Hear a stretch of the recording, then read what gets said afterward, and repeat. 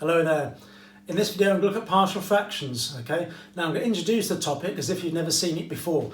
What I'm going to ask you to do is think about how you'd go about simplifying this first of all. Okay. Something that you've done probably many a time when you've got an answer and you've got two fractions and you need to simplify them together, or it might have just been a simple GCSE question you've done in the past where you have to simplify these.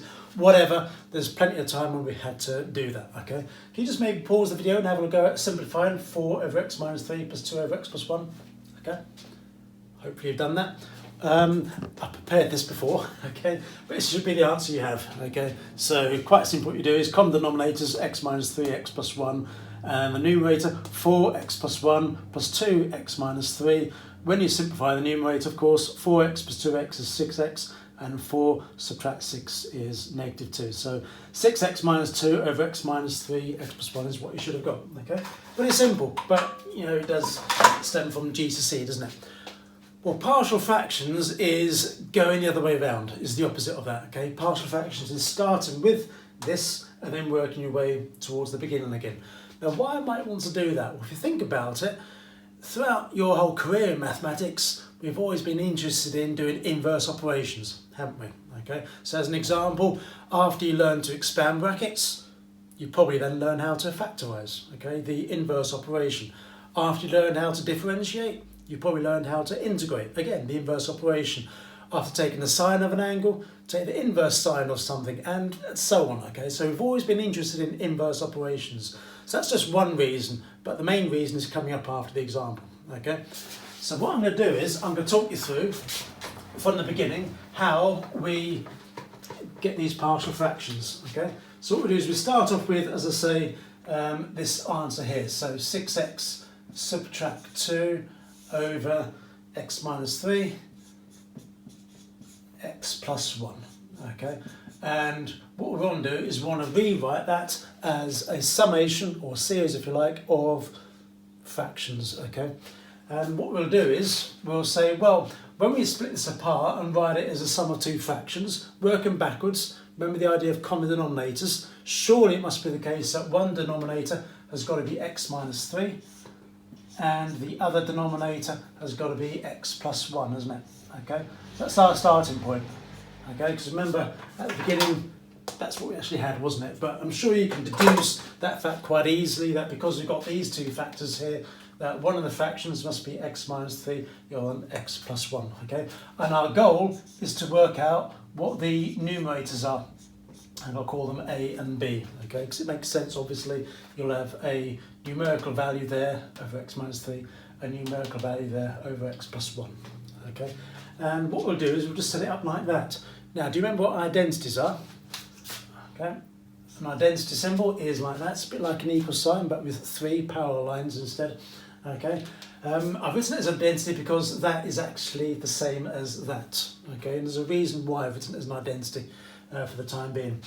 Now, what we want to do is find out what A and B are. Once we've done that, we're done, okay? And I'm going to leave this just by there so we can check. We're looking for, that's our value of A and that's our value of B, okay?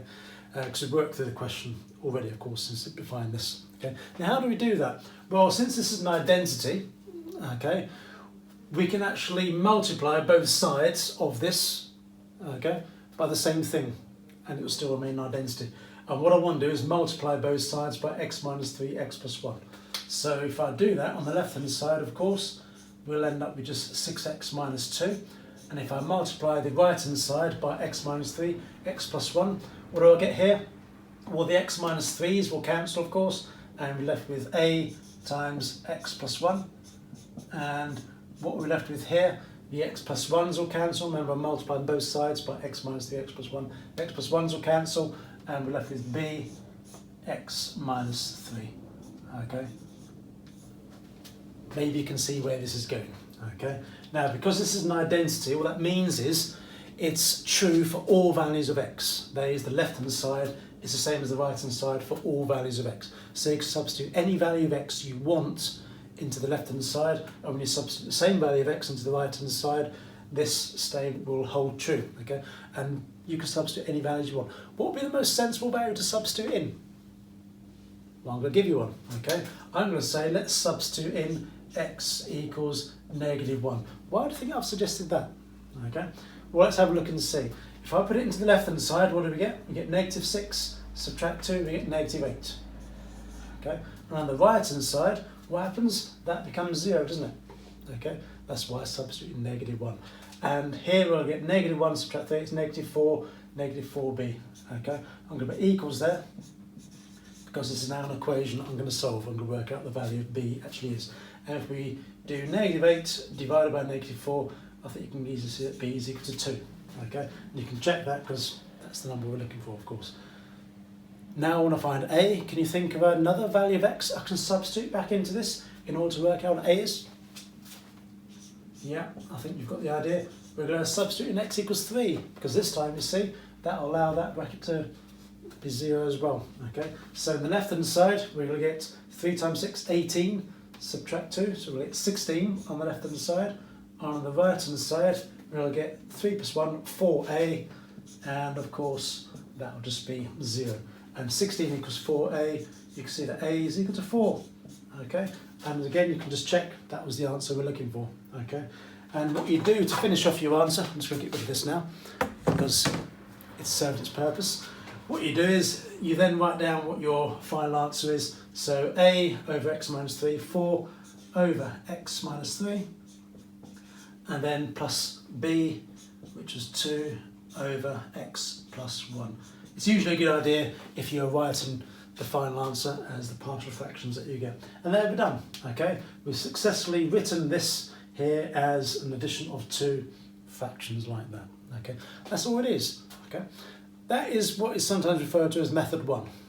Okay, it's my preferred method, so I call it method 1. There's another method you could use, and I'm going to talk you through that now. Okay, maybe pause the video, get the notes down. Okay, because I'm going to rub this off. Maybe I'll just keep the answer there because that's just going to help to keep us in check.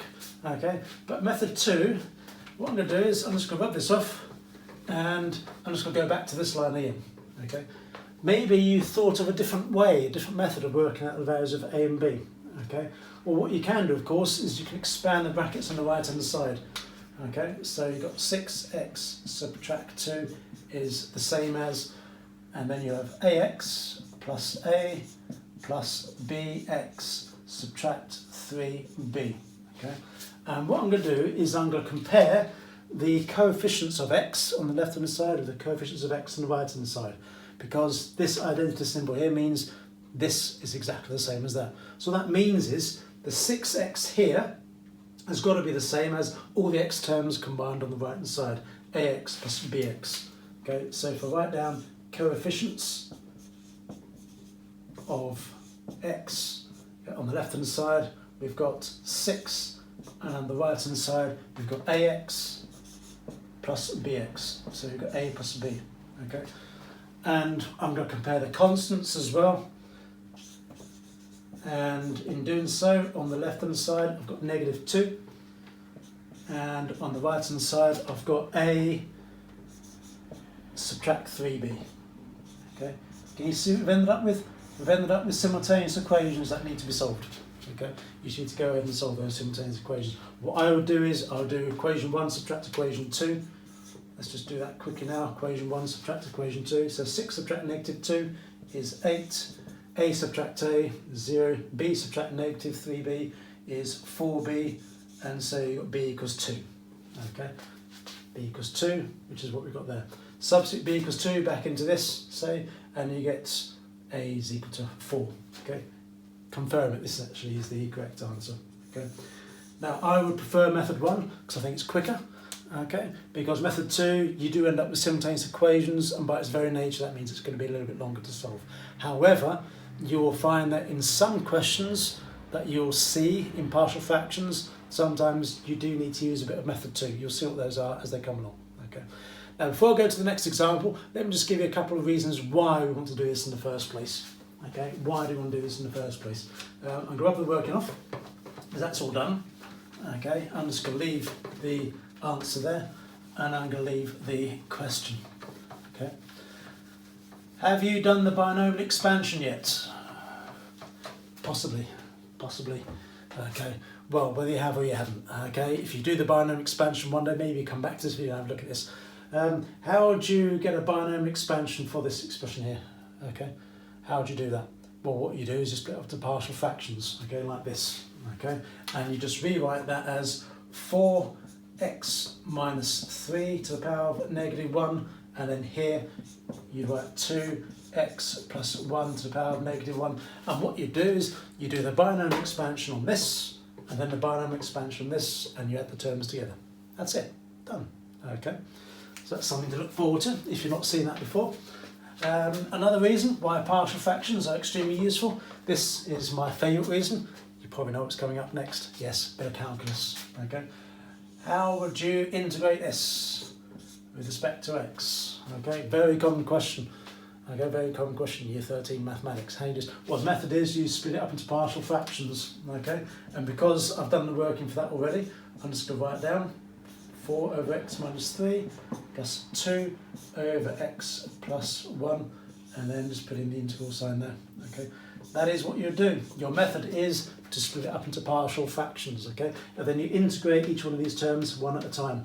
You've probably seen how to do that, okay. I'm sorry if you haven't seen that yet, but the first fraction, when you integrate that, you get 4 multiplied by the natural log of x minus 3, and the second fraction, you get 2 multiplied by the natural log of x plus 1, and of course plus the constant, okay, which you often write as plus c, don't you? Okay. Now, because because of who I am, okay, I don't leave my answer like that, okay? I want to simplify it a little bit, okay? So I know the whole video is about partial fractions, but as soon as I get into a bit of calculus, I've got to follow it through, okay? I would want to simplify that, you see, okay? And in simplifying that, we're going to use a log rule, okay, to combine the logarithms, okay?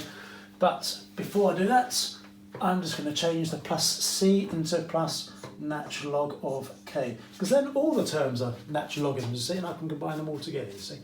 Now, to use the log rule, I need to have the same coefficient in front of each of these terms, don't I? So what I'm going to do is I'm going to just rewrite it first of all as natural log of x minus 3 to the power of 4, put the 4 up there using the power rule, plus natural log of x plus 1 to the power of 2 plus natural log of k. And now the coefficients of the natural logs are all the same, you see. Notice how the modulus brackets are now gone because power 4, power 2, they're now going to be positive anyway. Okay. And then I can write that as one single logarithm, can't I? So natural log of, let's put the k at the beginning, and then let's put it in ascending powers of these brackets. X plus 1 squared multiplied by x minus 3 to the power of 4. And if it pleases you, I'm just going to put it all in one large set of brackets like that, okay? And then that's our answer, that's our final answer. Okay, yeah, hope you enjoyed that as much as I did. So yeah, that's the first example on partial fractions, okay? Quite simple, the actual process involved, but like I said, it is really, really important. It's pretty crucial, okay, because as I said just now, in integration, there's plenty of the questions there that have come up where partial fractions is the required method to be able to integrate, okay?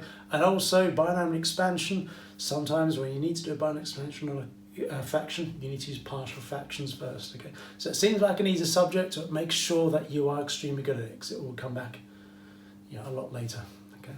Hope you enjoyed that. There's some further examples coming up, either now or in another video.